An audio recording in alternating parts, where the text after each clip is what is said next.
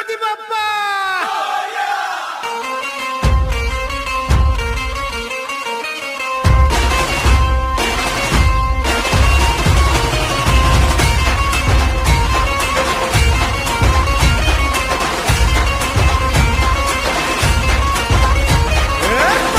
नमन करुणी वंदन इडा मांडून इडा देवाला इडा गावाला इडा पाटलाला इडा मंडळीला